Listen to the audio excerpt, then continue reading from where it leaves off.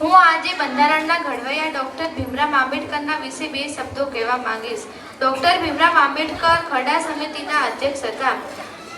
અમે છે દરિયો, અમને અમારું કૌશલ્ય ખબર છે. અમે જે તરફ નીકળી જઈશું ત્યાં જ રસ્તો બનાવી લઈશું. આ જ ભક્તિ ડોક્ટર ભીમરાવ આંબેડકરના જીવન સંઘર્ષનું પ્રતીક છે. તે અનન્ય કોટીના નેતા હતા જેમને પોતાનું આખું જીવન ભારતના કલ્યાણ કરવામાં લગાડી દીધું. 14 એપ્રિલ 1891ના મહુમાં સુબેદાર રામજી સંકપાલ અને ભીમાબાઈની 14મી સંતાનના રૂપમાં ડોક્ટર ભીમરાવ આંબેડકરનો જન્મ થયો. તેમના વ્યક્તિત્વમાં સ્મરણ શક્તિની પ્રખરતા, બુદ્ધિમાન, ઈમાનદારી, સત્યતા, નૈતિકતા, પ્રચંડ સંગ્રામી સ્વભાવનો મણિકાંચન મેળ હતો. સંજોગ વંશના ભીમરાવ સતારા ગામના એક બ્રાહ્મણ શિક્ષકને ખૂબ ગમ્યા.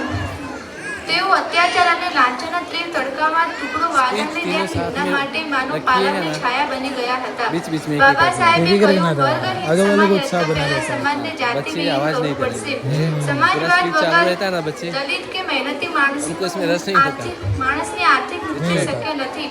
ડોક્ટર બાબા સાહેબ આંબેડકરનું મૃત્યુ ઈસવીસન 1956માં થયું. ભારત રત્ન અને બંધારણના ઘડવૈયાને હૃદયપૂર્વક વંદન. અસ્તુ. જય જય ભારત.